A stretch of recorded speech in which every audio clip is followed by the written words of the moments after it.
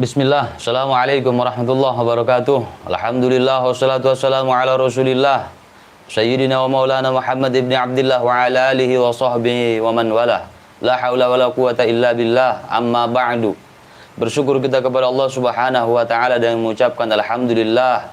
Bersalawat kita kepada Rasulullah sallallahu alaihi wasallam dengan mengucapkan Allahumma salli ala Sayyidina wa maulana Muhammadin nabiyil ummi wa ala alihi wa sahbihi wa barik wa sallim. Alhamdulillah, berjumpa lagi di channel Bung Lubis 212. Salam persaudaraan, persahabatan buat semua kawan-kawan, saudara-saudara semuanya. Juga salam khusus ini saya sampaikan kepada semua sahabat-sahabat, kawan-kawan Firza Mania, juga Somat Ganteng Mania. Oke?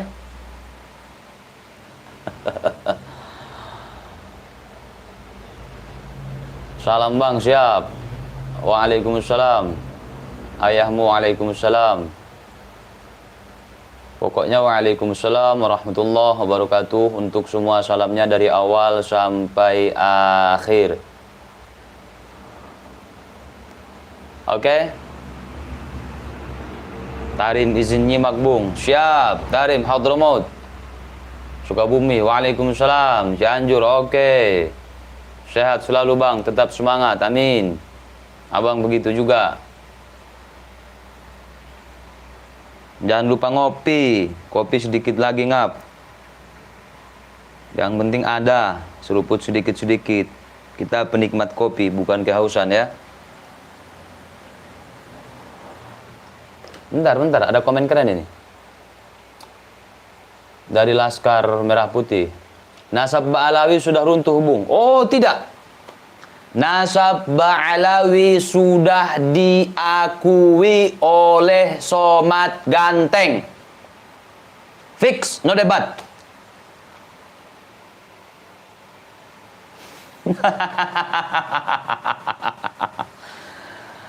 Gitu. Jangan bahas nasab mulu, lebih baik bahas Al-Zaitun itu sesat. Abanglah yang bahas, ngapain nyuruh-nyuruh? Kalau nggak mau dengar saya bahas nasab, jangan tonton, jangan dengarkan. Kalau perintah, saya tidak terima. Berapapun bintangmu bang, saya tidak terima, apalagi nggak punya bintang. Walaupun Anda lebih ganteng dari Somat, saya nggak terima perintah. Juga kalau cuma ke situ, kalian kan bilang selama ini alah bacot doang, alah bacot doang. Nggak ada buktinya, cuma di dunia maya, nggak bisa ke dunia nyata berjuang. Kayak Habibana kami, bilanglah sama si Rizik sama si Bahar. Kerahkan Laskar Pelangi, demo itu, geruduk itu, Al-Zaitun. Kemana mereka? Woi, hah? Kemana? Biasanya kan di Dajjal-Dajjalin, di iblis-iblisin, di setan-setanin, di sesat-sesatin, di kafir-kafirin. Sekarang kemana? Mana itu Rizik? Bahar? Biasanya kan begitu. Jangankan ucapan Assalamualaikum yang dicampur adukan dengan ajaran agama lain. Dulu pernah ada pembacaan Al-Quranul Karim di Istana Negara dalam rangka peringatan Isra wal Mi'raj Nabi Yuna Muhammad sallallahu alaihi wasallam. Kemudian qari yang membacakan Al-Quran dalam acara tersebut membacakan surah Al-Isra, membuat irama ataupun nada ataupun langgam dengan langgam Jawa. Dan saya pribadi tidak setuju dengan itu. Karena nada, irama, langgam dalam membaca Al-Quran, mentilawahkan Al-Quran, itu sudah ada yang ditentukan, yang disepakati ulama. Nah, si Rizik ngamuk itu. Kita ketika ada penyimpangan-penyimpangan, kita marah boleh. Boleh. Tapi jangan marahnya itu membuat membuat kekacauan, membuat sesuatu yang tidak benar keluar dari lisan kita melebihi yang kita marahi. Qori'nya qori setan, istananya istana iblis. Gitu-gitu kan. Lah sekarang itu Rizik ada Al-Zaitun, Bahar. Kenapa nggak nurunin laskar pelangi atau laskar apa kek? Hah? Kenapa? Turunin dong. Demo dong. Pemerintah harus tegas. Pemerintah harus membubarkan kelompok sesat yang mengatasnamakan Islam. Gitu-gitu kan. Kalau pemerintah hanya diam saja, maka pilihannya adalah revolusi. Sekarang mana? Mana? Baru mulai ngap. Ya. Baru mulai.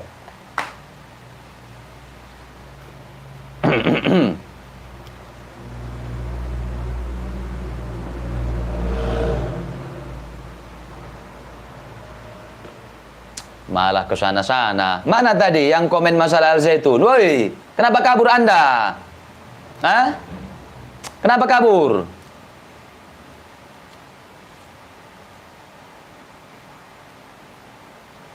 Al-Zaitun itu kan mereka mengatakan mazhab Bung Karno. Jelas. Makna jelas di situ apa? Tidak membuat umat bingung.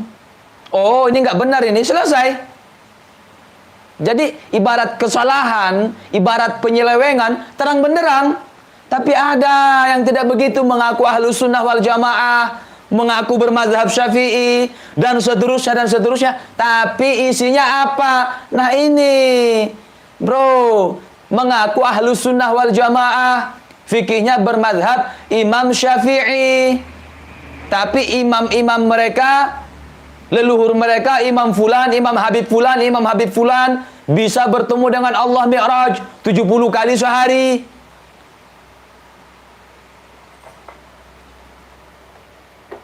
Tapi ngakunya mazhab Syafi'i dalam fikihnya. Tasawufnya Imam Ghazali, dan seterusnya. Tapi bertemu Allah 70 kali sehari, itu baru sehari. 3 hari 210 kali ketemuannya. Melebihi malaikat nggak? Melebihi nabi nggak? Melebihi rasul nggak?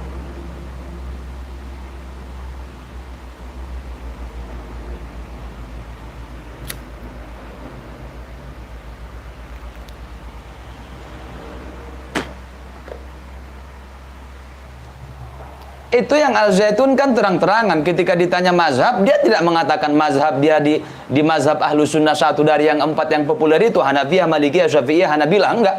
Mazhab Bung Karno katanya jelas. Mana si tukang demo? Kenapa nggak ada nyali?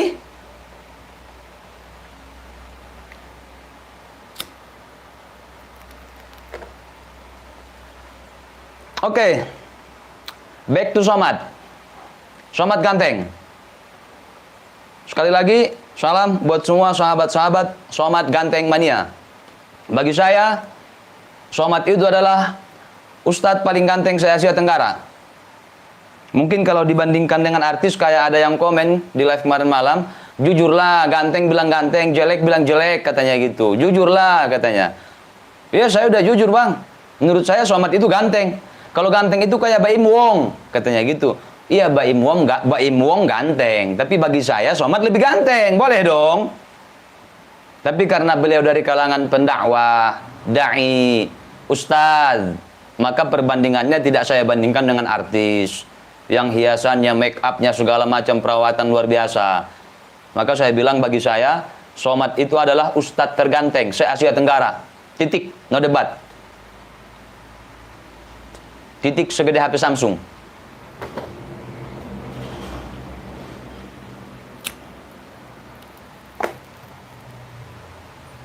Dilihat dari mana, Bung? Ya, tergantung kalian. Mau lihat dari Tugu Monas, silahkan. Ya. Terserah. Bebas.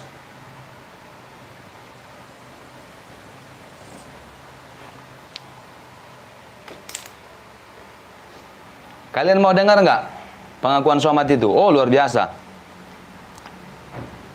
Cari ya, saya cari ya. Mana file rekaman?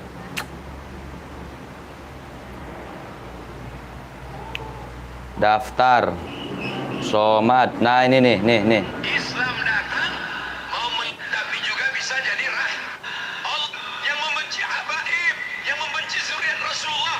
Ini bukti. Nah, Membenci zuriat Rasul, membenci haul, yang membenci haul, yang benci maulid, yang membenci haul, nih. yang membenci habaib, yang membenci zuriat Rasulullah.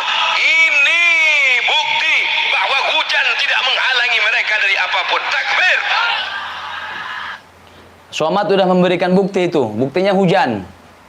Di Bogor hujan, ada acara haul, orang-orang datang. Orang-orang tetap datang, ya. Apa sih ini? Udin Salmon, Lubis nggak jujur. Tonggis kok dibilang ganteng. Apa itu tonggis? Nggak tahu saya, Bang. Itu kelebihan. Ganteng lah. Kan menurut saya, abang nggak bisa paksakan menurut saya dong. Menurut abang dengan menurut saya silakan. Bagi abang nggak ganteng ya silakan. Saya nggak larang. Jadi di Bogor hujan, mereka mengadakan acara haul dan orang-orang datang. Itulah buktinya. Tuh. Jadi buktinya lewat acara yang diselenggarakan, hujan datang dan jamaah tetap datang. Maka fix itu bukti cucu Nabi. Ada konser, saudara.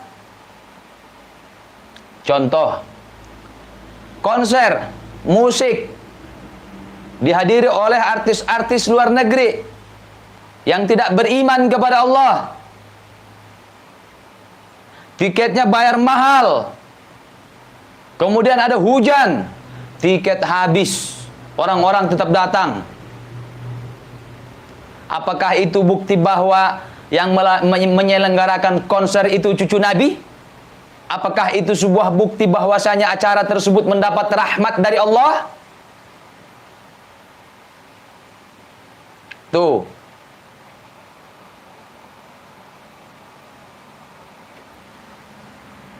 Cuma ya, di sini sisi lainnya ada. Jadi saya itu suka melihat dari dua sisi.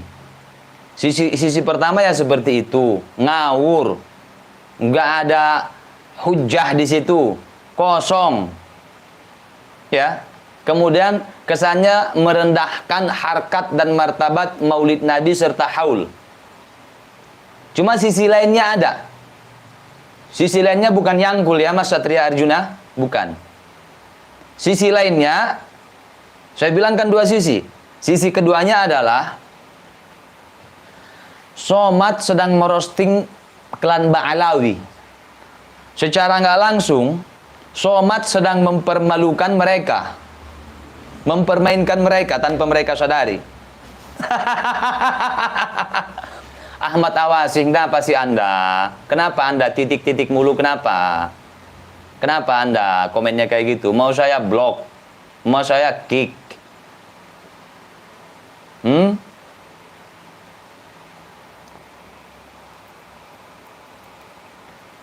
Oke, lanjut ya.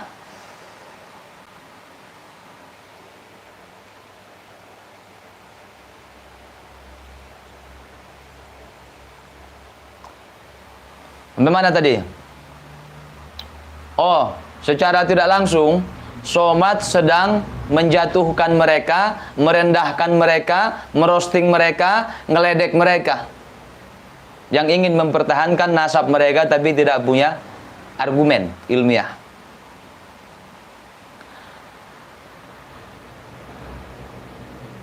Tesis ilmiah muncul dari Kiai Imaduddin. Ingat, ilmiah. Maka ilmiah dibantah dengan ilmiah. Ayat bantah dengan ayat, hadis bantah dengan hadis, makalah bantah dengan makalah, kitab bantah dengan kitab, ilmiah bantah dengan ilmiah, akademisi dengan akademisi, dan seterusnya. Ya kan? Nah, mereka butuh bantuan Somad. Ya. Kenapa saya bilang seperti itu? Karena di ceramah-ceramah lain Somad nggak ada bahas itu. Nggak ada. Tapi ketika berduet di majelisnya yang dari Ba'alawi, Somad bahas itu. Di majelis lain saya lihat enggak. Rata-rata dari video yang saya lihat enggak. Tapi ketika ada Habib siapa itu yang di Bekasi itu, bahas itu juga, cuman belum sebut nama. Ya. Ketika di Bogor itu acara haul Habib Fulan As-Segaf, bahas itu juga, udah sebut nama. Itu. Nah, berarti dari situ saya ambil kesimpulan, ini pesanan, permintaan dari tuan rumah. Secara tidak langsung bela nasab kami. Tolong sampaikan karena pengaruh Anda kuat. Begitu. Sedangkan kasusnya yang membahas nasab itu, ya, itu ilmiah. Tesis ilmiah. Dibantah dengan ngawur. Harusnya kalau orang yang berlogika sehat, berakal sehat, misal saya, ada yang menyerang saya dengan cara ilmiah. Saya minta bantuan kepada Apin misal, Pin tolong dong bikin pembelaan terhadap saya dari Kiai Fulan. Kemudian Apin membuat video pembelaan kepada saya, tapi tidak ada hujjah ilmiah di situ. Tidak ada fakta ilmiah di situ, tidak ada argumen ilmiah di situ, cuma cocok logi yang nggak jelas. Kalau saya seperti itu, saya bakal kecewa dan bakal malu saya, bukan bangga saya. Bukan bangga. Kenapa? Apin yang gelar akademisinya luar biasa, sampai doktor misal, atau profesor misal, tapi ketika mencoba membela kepada saya secara ilmiah, nggak bisa. Berarti yang sana benar, ilmiahnya. Sekelas Profesor Apin saja, nggak bisa membela saya secara ilmiah. Bagaimana saya mau bangga? Justru itu secara tidak langsung membenarkan tesis ilmiah yang menyerang saya, yang membongkar kedok saya. Itu sisi lainnya, ngap. Nggak tahu mereka nyadar apa nggak itu. Dipermainkan somat ganteng kayak gitu. Ya, karena kebiasaan somat, dari yang saya tahu sejak tahun berapa itu, sebelum somat masyhur, ya, sebelum viral itu, masih zamannya SMS-an itu sama somat itu. Waktu itu WhatsApp belum. Ya, WhatsApp belum. Waktu itu zamannya BBM, cuman saya pakai Nokia 1202 jadi nggak bisa BBM. Itu sering SMS sama somat itu. Saya sering SMS bertanya ini, bertanya itu segala macam. Karena apa? Saya yakin kepada somat. Tiap kajiannya itu selalu menyertakan referensi maroji.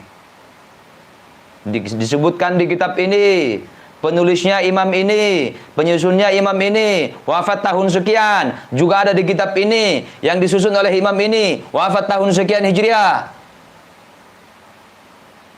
Tapi manakala membuat bantahan kepada tesis Kiai Imaduddin Utsman Al-Bantani, wow,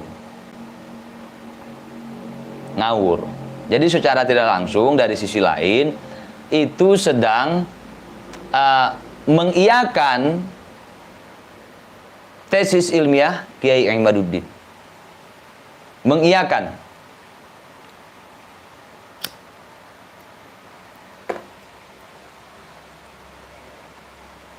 Masa jawabannya ngawur? Masa jawabannya cocok logi? Cocok logi ya dibalas dengan cocok logi. Masa tesis ilmiah dibalas dengan yang kayak gitu? Gitu. Kemudian ada yang lucu yang sering saya ingat ketika sedang beraktivitas, tidak live, tapi saya sering lupa ketika live sehingga belum pernah saya sampaikan. Kali ini saya ingat saya sampaikan. Begini. Dulu di salah satu majelis, somat pernah menyampaikan tentang rizik, ya. Ulama model itu ulama pemberani seperti itu munculnya sekali 800 tahun. Kata somat. Bukan saya yang bilang, Habib dari Yaman yang bilang. Kata somat. Munculnya model rizik ini, kata somat, ulama yang pemberani tidak takut kepada siapapun, menegakkan kebenaran, munculnya sekali 800 tahun. Oke? Oke lah, saya percaya walaupun Somad gak bilang di situ Habib siapa yang dari Yaman itu, tapi saya percaya aja. Cuma saya mau menimbang akademisnya Somad, ataupun ilmiahnya Somad, ataupun logikanya Somad, ataupun ilmunya Somad. Menimbang ya, bukan menantang ya, bukan menguji ya, bukan. Begini, saya pernah baca kisah ya dalam novel, yang mana itu novel fiktif, tapi di dalamnya banyak sejarah. Novel dari seorang novelis terbaik Asia, Al-Ustadz Habibur Rahman El-Sirazi, LC, alumni Mesir juga.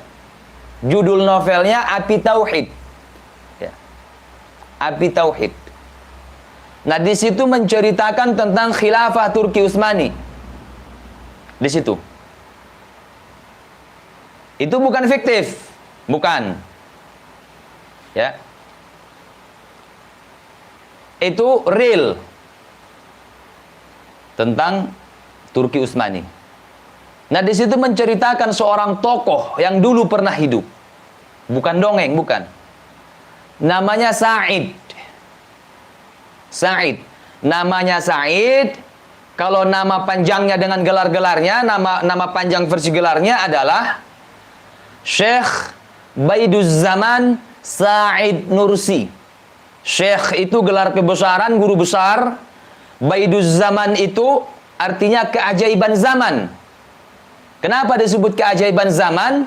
Karena Sa'id Nursi ini nasabnya, silsilahnya masih tersambung kepada Rasulullah Shallallahu Alaihi Wasallam. Kemudian cerdas luar biasa. Sekali dia baca buku apapun, dia tidak akan lupa sampai mati. Buku apapun, kitab apapun. Kemudian beraninya luar biasa. Syekh Baiduzzaman Sa'id Nursi. Makanya orang-orang menggelari beliau Baiduzzaman, keajaiban zaman. Syekhnya guru besar, Baiduzzaman, keajaiban zaman, karena kelebihan yang diberikan Allah kepadanya. Sa'id namanya, Nursi itu nama kampungnya, Kampung Nurs. Jadi lengkapnya Syekh Baiduzzaman Sa'id Nursi. Kira-kira Mat. Dan Somad tahu tokoh itu. Tahu. Somad pernah bahkan agak sering menceritakan tokoh tersebut dalam ceramahnya. Yang mana Somad pernah menceritakan ada seorang anak cerdas pemberani luar biasa, kemudian ditanya kepada ibunya bagaimana resepnya, bagaimana caranya supaya anaknya menjadi seperti ini. Apa kata ibu tersebut? Ibu tersebut tidak pernah menyusui anak itu ketika masih bayi, melainkan dalam keadaan berwudu, suci. Bayi yang dimaksud tersebut adalah Syekh Baiduzzaman Sa'id Nursi waktu kecil, waktu masih bayi. Somad tahu itu. Apakah Syekh Baiduzzaman Sa'id Nursi kurang berani, Mat? Kurang cerdas? Kurang nahi mungkar? Turun langsung di peperangan itu. Turun langsung di peperangan. Saking takutnya mereka, ya, pasukan yang menghancurkan khilafah Turki Utsmani itu, yang setelah itu rezimnya naik, yaitu Mustafa Kemal Atatürk. Ya, saking takutnya mereka, itu Syekh Baiduzzaman Sa'id Nursi 20 tahun lebih hidup dari penjara ke penjara, penjara ke penjara. Itu. Kemudian di zaman itu, ya, kita sama-sama tahu Al-Quran dilarang ada di Turki. Dirazia rumah ke rumah. Jangan ada yang nyimpan Al-Quran. Azan tidak boleh pakai bahasa Arab, pakai bahasa Turki, pakai bahasa daerah. Jadi kalau di kita misal bahasa Indonesia, nggak boleh bahasa Arab. Pas kalimat Allahu Akbar, nggak boleh. Bolehnya gimana? Allah Maha Besar, Allah Maha Besar. Harus kayak gitu. Kurang ngeri apa? Perjuangan Syekh Baiduzzaman Sa'id Nursi. Dan beliau tampil dengan garangnya. Tidak ada takut sedikit pun. Ketika itu. Syekh Baiduzzaman Sa'id Nursi. Oke? Dan beliau sudah dipenjara. Penjara ke penjara ke penjara ke penjara selama puluhan tahun. oleh rezim yang benar-benar luar biasa anti-Islam. Bukan seperti Pak Jokowi, bukan. Di istana banyak ulama kok. Hari santri ada kok. Al-Quran gak dilarang beredar di Indonesia. Azan boleh pakai bahasa Arab. Tablik akbar boleh. Majelis taklim boleh. Pondok pesantren di mana-mana. Bahkan ada hari santri nasional. Nah, itu. Di sana nggak boleh. Azan nggak boleh bahasa Arab. Nah, Syekh Baiduzaman Said Nursi, penjara ke penjara ke penjara. Di situ beliau mengarang sebuah kitab. Kalau tidak salah nama kitabnya Risalah Nur. Sampai sekarang kitab itu ada. Itu bukan dongeng. Sampai sekarang. Itu nggak satu periode. Nggak kayak sekarang ada ulama di penjara misal. Dengan tenang boleh gitu. Misal dulu Buya Hamka. Kalau nggak salah 2 tahun 4 bulan di penjara itu. Bebas, nggak dilarang. Ini jangan ketahuan. Nggak boleh ketahuan dalam penjara dia ngarang kitab. Diam-diam ngarang kitab. Nggak dalam satu hari, 1 minggu, 1 bulan selesai, nggak. Murid-muridnya, santri-santrinya yang berdatangan ke situ membesuk itu, disitulah dititipkan. Misal dalam sekian hari selesai 1 lembar. Ini halaman sekian. Disimpan. Ada santri yang besuk, dikasih. Besoknya begitu lagi. Sampai selesai 1 kitab, ngumpet-ngumpet. Itu. Kurang apa perjuangan Syekh Baiduzaman Said Nursi. Sampai setelah beliau wafat, Syekh Baiduzaman Said Nursi wafat, dimakamkan, ramai orang-orang berziarah. Rezim sekuler khawatir melihat itu. Khawatir. Apa yang dikhawatirkan? Rezim sekuler Mustafa Kemal Atatürk khawatir melihat orang yang ramai berziarah ke makam Syekh Baiduzaman Said Nursi. Dia khawatir umat Islam ini nanti semangatnya bangkit lagi, mereka bersatu lagi, mengenang perjuangan daripada Syekh Baiduzaman Said Nursi tadi. Ancaman bagi mereka makamnya. Akhirnya makam itu dibongkar, digali, dan setahu saya sampai hari ini tidak ada yang tahu di mana makamnya. Sampai makamnya pun ditakuti itu. Saking beraninya itu Syekh Baiduzaman Said Nursi.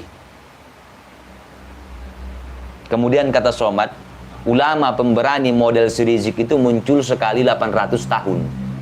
Sedangkan zamannya Syekh Baiduzaman Said Nursi belum nyampe 800 tahun. Belum. Turki Utsmani runtuh itu 1924. 1924. Tahun depan, ya. Tahun depan, Maret kalau tidak salah, pas 100 tahun. Tuh. Pas 100 tahun.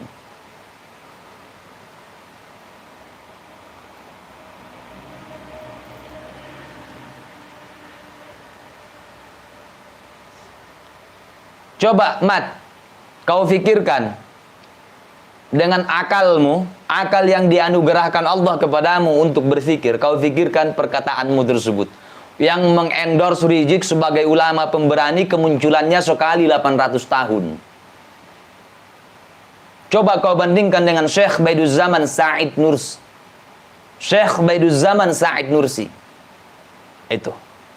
Kecerdasannya, keberaniannya, dan perjuangannya itu bukan di zaman rezim Islam. Bukan. Lawannya jelas, Mustafa Kemal Atatürk. Coba, Mat, pikirkan ulang statementmu itu. Kecuali misal zamannya Syekh Baiduzaman Said Nursi tadi udah 799 tahun misal, udah mau pas 800 tahun, muncul sosok Rizik waktu itu misalnya. Kamu boleh bercocok logi seperti itu. Boleh, tapi ini belum nyampe 100 tahun, Mat. Belum nyampe. Belum. Berarti menurutmu ini jauh lebih berani ini. Lebih pejuang, lebih alim, lebih segala-galanya dibandingkan dengan Syekh Baiduzaman Said Nursi. Rizik lebih segala-galanya. Gitu.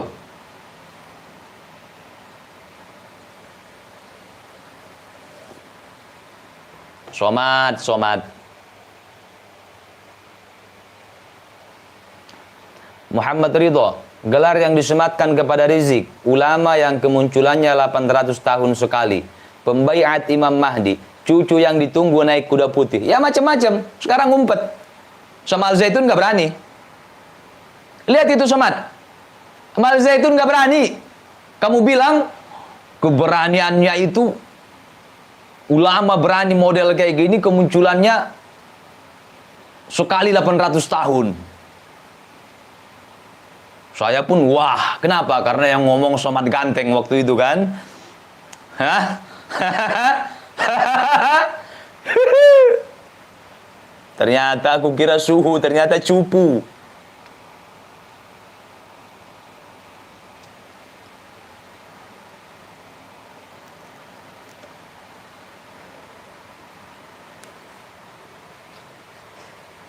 Coba kau ingat-ingat Mat itu, perkataanmu itu. Apa sih ini akun fake ini yang aku Said Ali Habsyi, akun fake itu, ya. Sopan-sopan apa? Kau nggak terima. Saya bilang Rizik, si Rizik. Saya bilang 10 kali ya. Dalam satu napas saya usahakan. Si Rizik. Udah selesai 10 kali, masih sisa saya kasih bonus sisanya si Rizik. Bonus 5. Dalam satu nafas.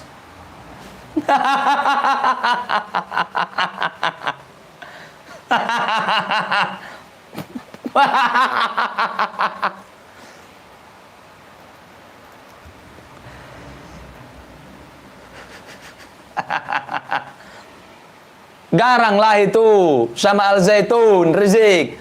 Masa beraninya sama lonte? Cie, ada lonte, saudara. Cie, dijagain polisi, saudara. Unyil. Iye.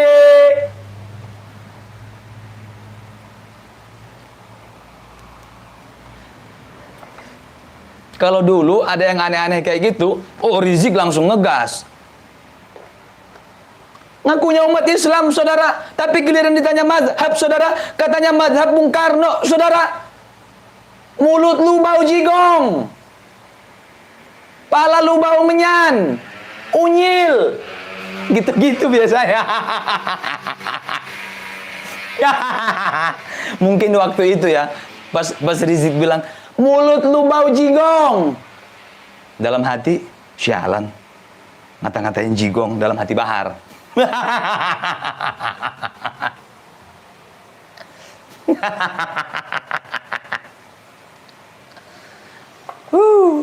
Sekarang kok nggak kayak gitu.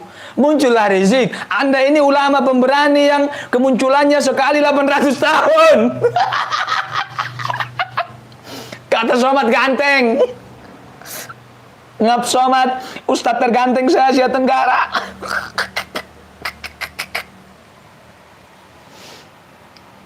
Kenapa saya belakangan ini suka bahas Somad? Kenapa nggak ustadz-ustadz yang lain, ustadz kondang yang lain? Kenapa harus Somad? Kalau ustadz-ustadz yang lain, apalagi ustadz-ustadz yang jelek itu, saya nggak suka bahas. Saya sukanya bahas yang ganteng-ganteng. Sebagaimana Somad tidak suka bahas artis-artis yang jelek, hidung pesek gitu-gitu, saya juga nggak suka. Saya sukanya bahas ustadz yang ganteng-ganteng. Dan bagi saya Somad itu ustadz terganteng se-Asia Tenggara.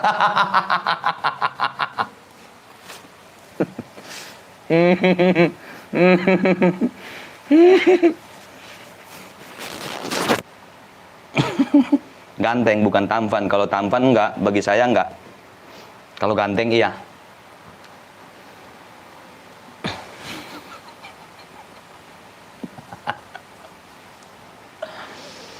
Rizik itu penjaga agama, ya, penjaga ahlus sunnah wal jamaah, tidak takut kepada siapapun. Model dia itu cuma muncul sekali 800 tahun.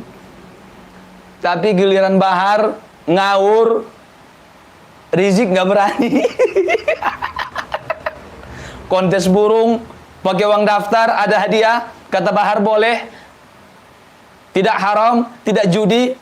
Ulama yang sekali 800 tahun nggak bersuara. Apa Bahar ini ulama model sekali 900 tahun? Levelnya lebih tinggi, makomnya lebih tinggi, sehingga yang sekali 800 tahun itu takut. Kalau itu ya masuk akal. Kalau seperti itu, pantesan Somad gak berani. Rizik aja yang sekali 800 tahun kemunculannya gak berani.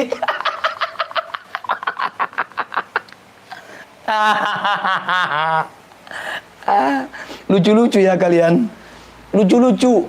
Unyil. Minum dulu.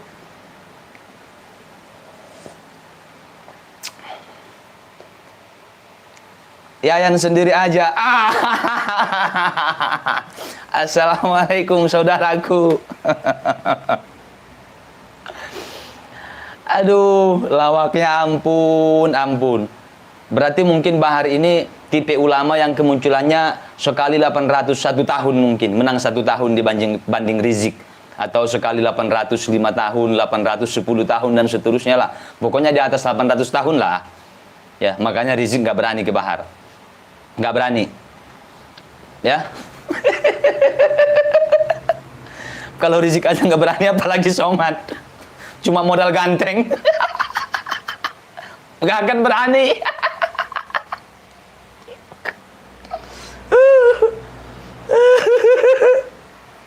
Koblak, kucuk,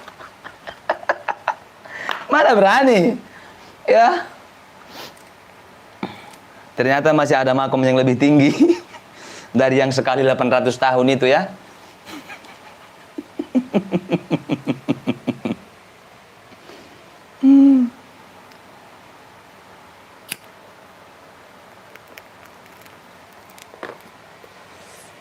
Somad, entah apa yang merasukimu. Aduh. Pedih, kenapa pedih, Pin? Bahar 900 tahun sekali. Iya bisa jadi, pokoknya di atas sekali 800 tahun lah.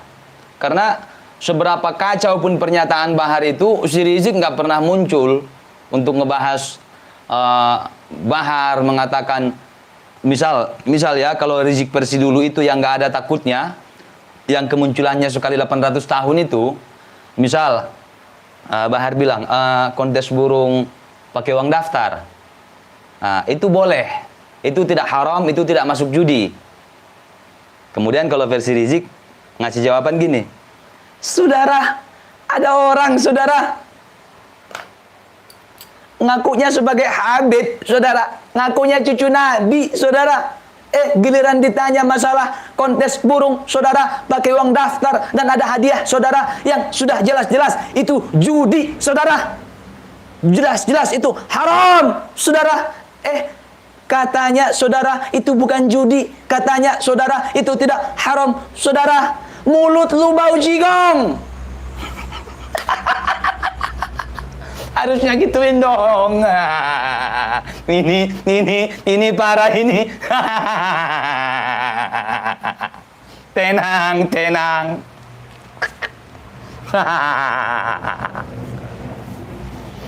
Pala lu bau menyan. Dulu kan gitu-gitu.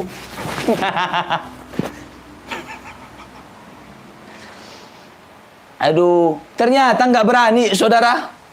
Rizik nggak berani, saudara. Padahal Rizik ini tipe ulama yang kemunculannya sekali 800 tahun, saudara. Jadi terindikasi Bahar ini tipe ulama cucu Nabi yang kemunculannya di atas sekali 800 tahun. Makanya Somad juga nggak berani. Ulama kebanggaan dia yang sekali 800 tahun aja nggak berani, apalagi Somad cuma modal ganteng. Nggak bisa.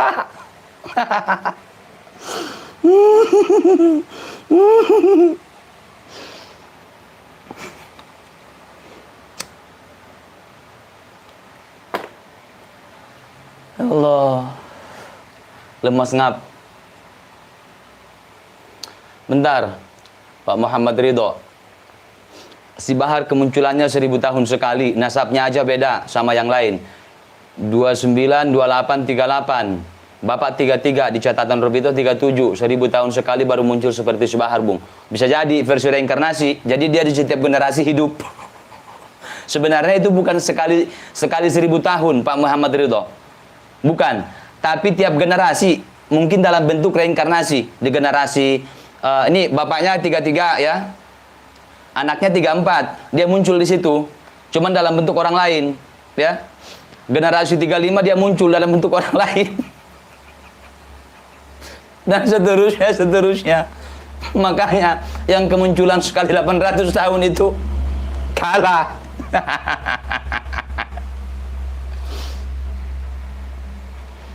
Padahal yang sekali 800 tahun itu, asal kalian tahu ya, itu di channel-channel mereka dulu, saya pernah lihat videonya itu, dia itu sudah pernah menaklukkan Nyi Roro Kidul.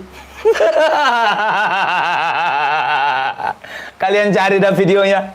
Entah video 4 tahun lalu, 5 tahun lalu. Ada itu. Ulama yang sekali 800 tahun. Saking beraninya. Nggak takut siapapun. Nyi Roro Kidul pun ditaklukkan. Nggak percaya, cari videonya di YouTube. Ada. Ada. Kurang berani apa coba? Saya tunggu si Bahar menaklukkan Nyi Blorong.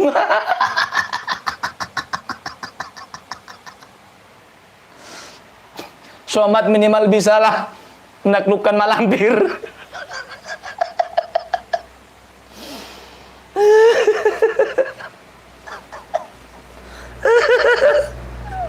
Kalian kalau nggak percaya, cari di YouTube Habib Rizik menaklukkan Nyi Roro Kidul. Ada.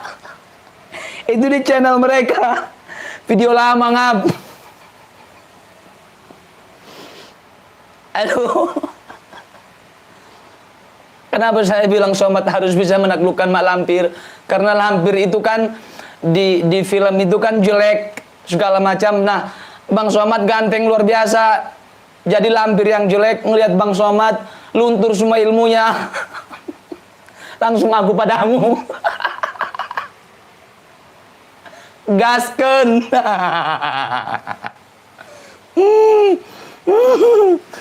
Astagfirullahaladzim. Astagfirullahaladzim.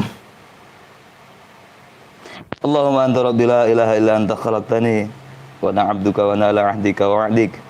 Sadaqtu wa atubu min syarri ma sana'tu wa abu laka bi ni'matika alayya wa abu bi dhanbi faghfir li fa innahu la yaghfiru dhunuba illa anta ya Allah ya rabbal alamin. Aduh ngap, capek saya. Capek. Ya.